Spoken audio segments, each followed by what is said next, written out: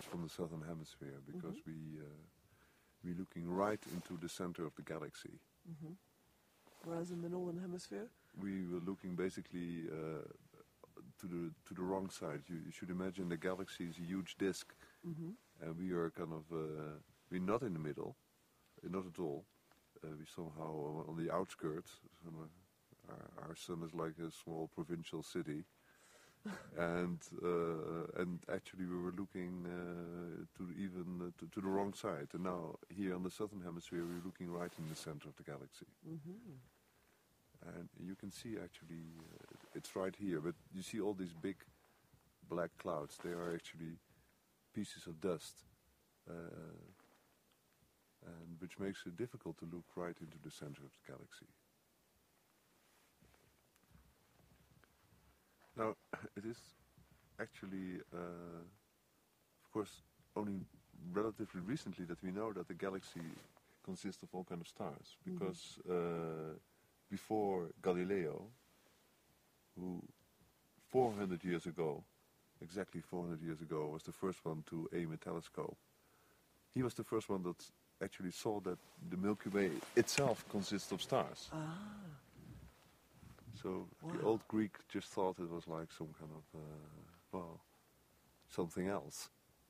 But then we start to realize that they were all made of stars.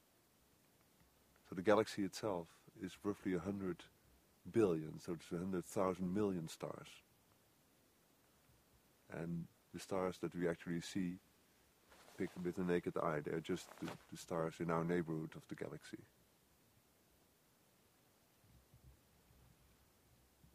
And what exactly is the galaxy? Galaxy is this huge cluster of stars, which is basically our direct surroundings. And so you can see it has also two small companions, which is also nice. You can see on the southern hemisphere very clear, the Magellan clouds, these two small ones there. Yeah, we saw them earlier, didn't we? Yeah, so we are this big pancake and there are two little clouds. Right. Accompanying it. And so they're globular clusters, so there are lots of stars also together. What's the Big Bang? So what do you see when you look at these stars? Well, of course, the most amazing thing is that we are actually looking at back in time. Mm-hmm. All of these stars are so far away that we really the light takes a long time to come to it. So, of course, even from the sun, the light takes 8 minutes. Mm-hmm. So when you're looking at the sun, you're basically looking in the 8 minutes in the past. And if you see the two stars pointing to the Southern Cross, these are Alpha and Beta Centauri, and the bottom one, Alpha Centauri, it's a really bright star. Yeah. And that's the star closest to us, so that's 4.5 light years. So the light has taken 4.5 years to come there. It's basically the immediate neighbor, our immediate neighbor. And that already is, so we're looking almost... So that's the closest star? It's the closest star. To Earth. And many of these stars are easily 100 to 200 light years away. So people there would look back on us and they wouldn't see you. Yeah. But they would see Charles Darwin. Charles Darwin looking at the stars in the Andes. Exactly. Yeah. Yes. Yes, that's a great thought, isn't it? So we're looking back in time, and actually the galaxy, the heart of the galaxy, would have like 100,000 years. And of course the amazing thing is that up till like 100 years ago, people would think that this galaxy was everything. This was our universe. Right. And they did see small little spots of stars, so little clouds. And then they start to realize that these are galaxies by themselves. Wow. So the number of galaxies that you actually can see is roughly, again, 100 billion. God. And then of course, you can see very, very far away. Actually, with modern telescopes, we are starting to look further back in time. And you see this galaxy is a very early stage. Right. And finally, I think we're really approaching now the final frontiers, because we're looking back so far in time that we're getting very close to the Big Bang. It's unfortunate that we cannot view microwaves. Right. But suppose you could see microwaves, you would see a gigantic pattern in the sky, which is really how the Earth, if you would have microwave eyes. By the way, you also see a satellite going. Yes, I saw that. I wonder what that was, actually. I was worrying. Certainly one of the stars was moving, but it's a satellite going. I thought rather sadly it might be an aeroplane. Yes, no, I don't think it's an aeroplane. But it's moving very fast for an aeroplane. Yes, I think it's a satellite. So of course, we have better and better telescopes, and we can see further and further down into space, which means also further down into time, of course, because the further down an object is, the longer the light takes to come to us. But actually now we are getting so close to the Big Bang by not using visible light, but using microwaves.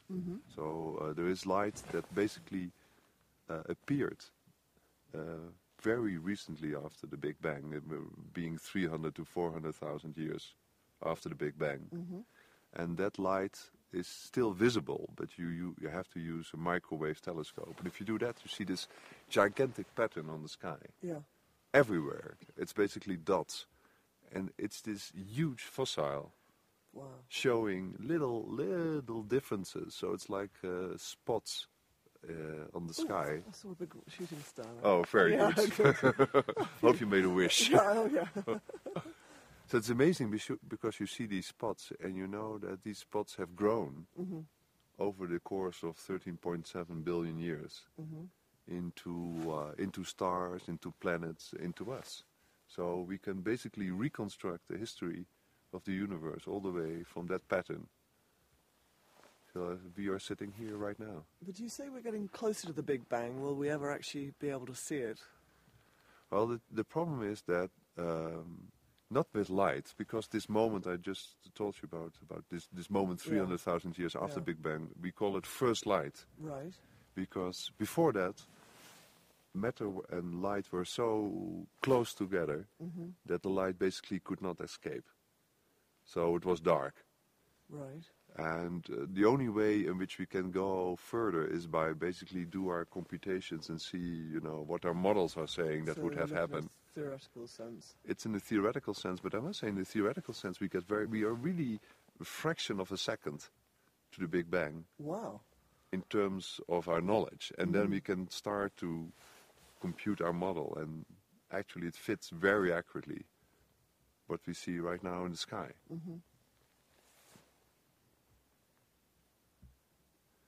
Now one thing which is also, I think, nice is that if you look at the stars, of course, people always thought they just are there, they're the fixed stars. But now we know that each of these stars has a life, it gets born. Yeah. We've seen Pleiades, which is this cluster of stars, very beautiful, but it's very recent, it's only 100 to 200 million years old. Which is incredible that it's So the same age as the fossil trees we have seen. The fossil trees and the Andes. But for a star, it's very young. Very young, because our sun is like 6 billion years old. And so all these stars will have their own life. They get born. Yeah. And they die. And often if they die very violently in enormous explosions. Yeah. Supernovas that will literally light up the sky. And so how often do you see supernovas? Well, in other galaxies we see them quite often. Right. But in our own galaxy it's a very rare event. Right. Why is that? Well, because stars take a long time to live. If you think about, we have 100 billion stars, and the star easily lives a couple of billion years. Right. So it's very rare that we see them actually exploding. And if we were to see one, what would it look like? It's very bright. Right. Yes. So, for instance, the Star of Bethlehem probably was one of these supernovas. It would be visible during the day. During the daytime, wow. Yes. And actually, if one goes off very close to our sun, then we are doomed, because everything will be fried. And life will stop immediately. Can we predict when one will go off? No, we cannot. Right. So we just cross our fingers. Yeah. Well, we've seen a meteorite, so I think we're okay. But the amazing thing is that in these star explosions, actually all the elements are formed, all the other elements except hydrogen and helium. So the copper, but also the carbon, the oxygen, the nitrogen, everything that we basically use on Earth. Right, it comes from the stars. First, a star had to live its life and explode. That's incredible. To make this, all this stuff. And it's this famous saying, we are made of stardust. Yeah. And that's literally true. So the fact that the universe is that old also has a reason, because first stars had to go through their life cycles to build the materials out of which we are formed. So if you would take a carbon atom, like in your body or something, you could follow it all the way. You would trace it back through the ages. Perhaps it has been, it has been in the rock. Perhaps it has been part of a tree. And you go back and back and back to the formation of Earth. But then you have to go even further back, because that carbon atom was once made into in a star explosion. How amazing. Shame we couldn't get rid of a few more. Yes. Store them up in the stars. Exactly. I have another question. Maybe Sarah could ask. You've been talking about looking back in the past.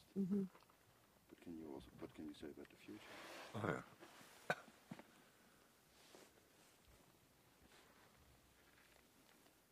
So what can looking at stars tell us about the future? Yes. So, of course, the most amazing thing of the whole universe is that the universe itself is alive. It's not static. It's expanding, as Einstein predicted, and then Hubble discovered. And so, when they saw that the universe was expanding, you also know that at some point it was much smaller, and actually, of course, that's how we reconstruct the Big Bang. But what we now know, it's not only expanding, but it's kind of accelerating expanding. The expansion goes faster and faster and faster.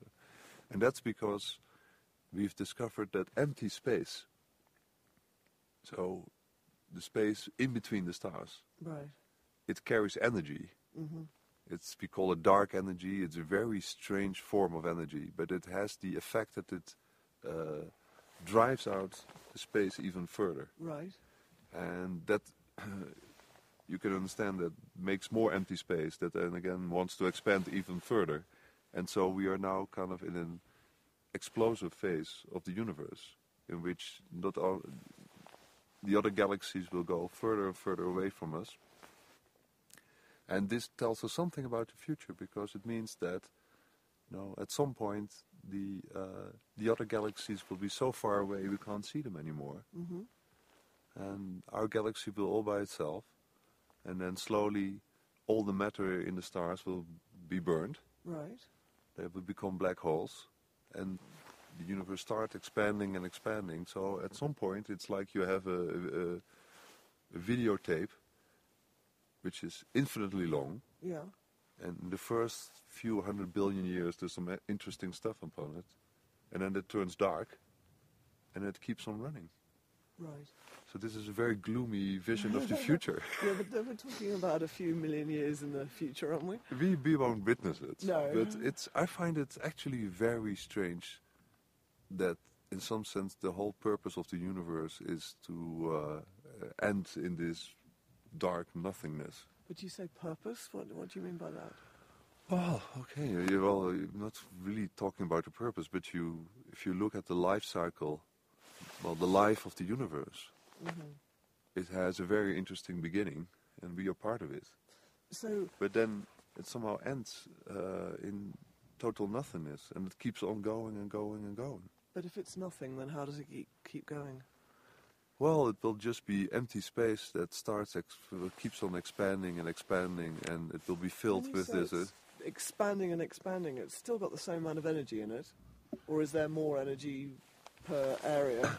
Well, what will happen is that there will be different energy, because now the energy is also in the form of matter, like the stars and the planets and us. But then the only energy will be this dark energy, the energy in empty space. Mm-hmm. So you get a big universe filled with nothing, essentially. And that's it. Very gloomy. Can you explain to me what the Big Bang is? Well, the only thing that we know, basically, is that there was one point in time where all the matter, all the energy was very concentrated. Right. But actually the question of the Big Bang itself is very problematic, because we would say it's the beginning of time. Right. So the question also, what was before the Big Bang, is a silly question, because it's something like what is even further north than the North Pole. By definition, it's the beginning. But of course, then you can ask, well, how did time begin? And this is a very deep question, and basically we have no clue. And so it's more like something that you want to approach as close as possible. Right. Every time we get closer in our understanding, we see we need different laws of nature, because it's even the circumstances are more extreme. Mm-hmm. Matter is even more energetic, and we are even smaller distances. But I think that we will never really know. But it's more like we are an ever enduring course of getting closer and closer to the beginning. Mm-hmm. But just the fact that the universe itself had a beginning is, of course, absolutely breathtaking, I feel. Because, but never has an end. Will never have an end. It will, in our present understanding, some people think that perhaps the expansion of the universe can be so violent that there will be what they call a big rip. Right. And it ends up, very violently. And perhaps some people would like this. At least you have a well-defined ending to the story, just as you have a well-defined beginning. But most scenarios don't predict that. So, in some sense, it will be an open end.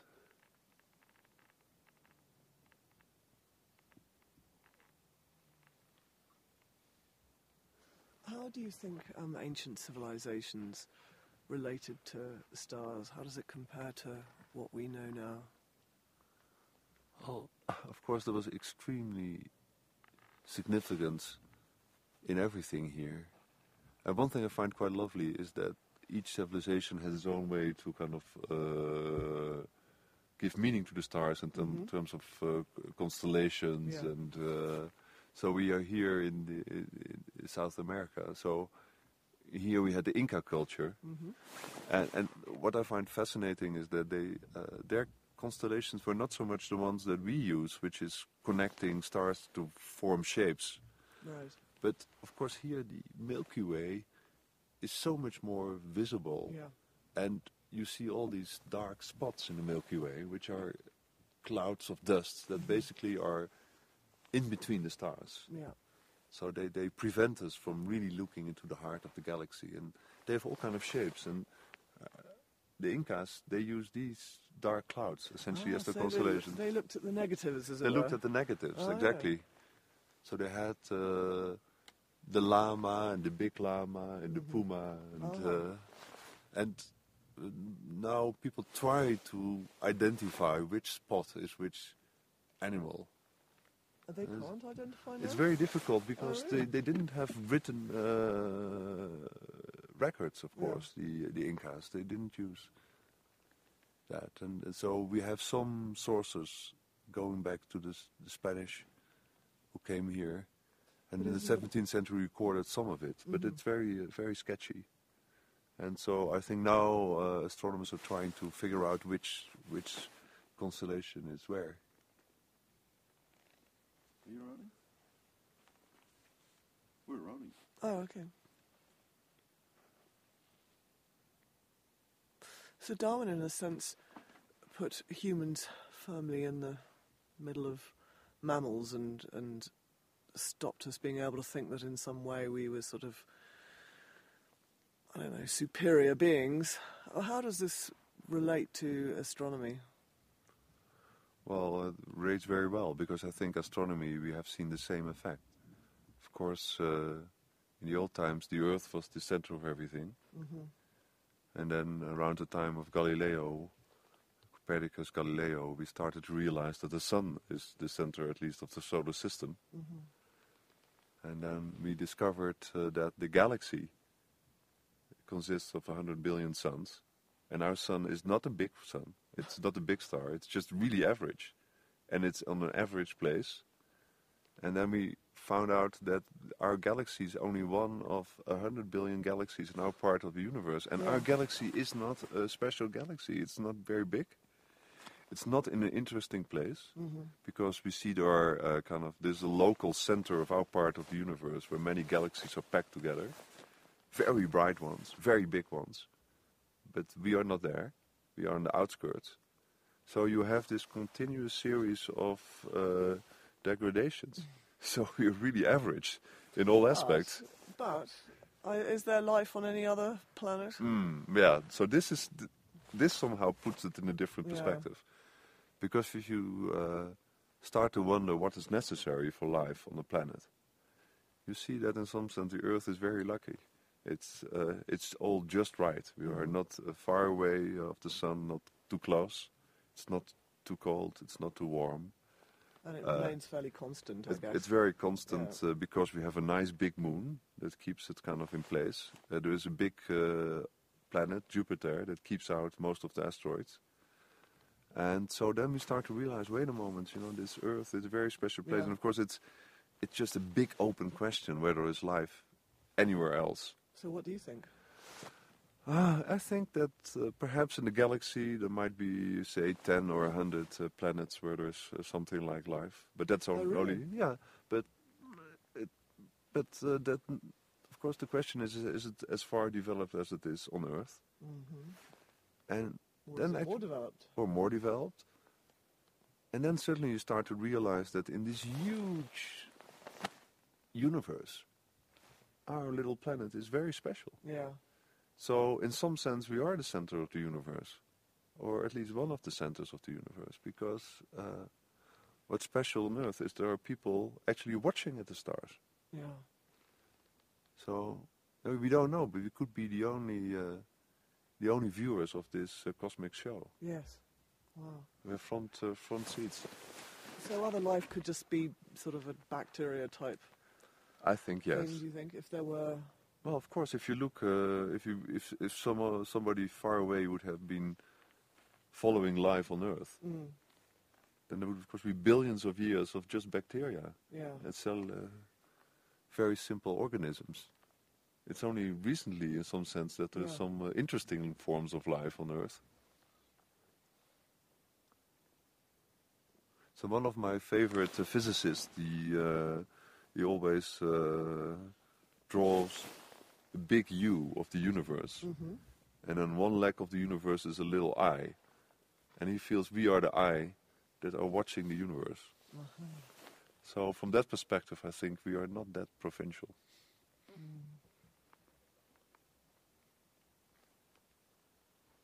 So since the first satellite was put up into space, which was 1957, the Sputnik, yeah. How many satellites are there now up there? Well, you would be surprised. I think there are really tens of thousands of objects. Tens of thousands. All rotating around. And it's a huge garbage belt. And, they're not stable. So at some point they will spiral down. And it's actually pretty dangerous because they could fall, on somewhere. Sort of half a rocket. Exactly, and the smaller bits will burn in the sky, but sometimes they try to do this in a controlled way by have it kind of crash in the ocean or something. Right. But I think it's somehow a little bit pathetic that. Oh yes. Yes. That's not crashing. Oh. Went straight past the star. Yes. No, but I think it's we should take care of the neighborhood, take care of the environment, and also the environment outside Earth. Yes, it's scary, isn't it? The sky is not that pristine anymore. And presumably satellites get regularly damaged, do they then? by sort they of flying rubbish. Exactly, and they stop working, and then the moment they, of course, start to hit the atmosphere, then they really are spiraling.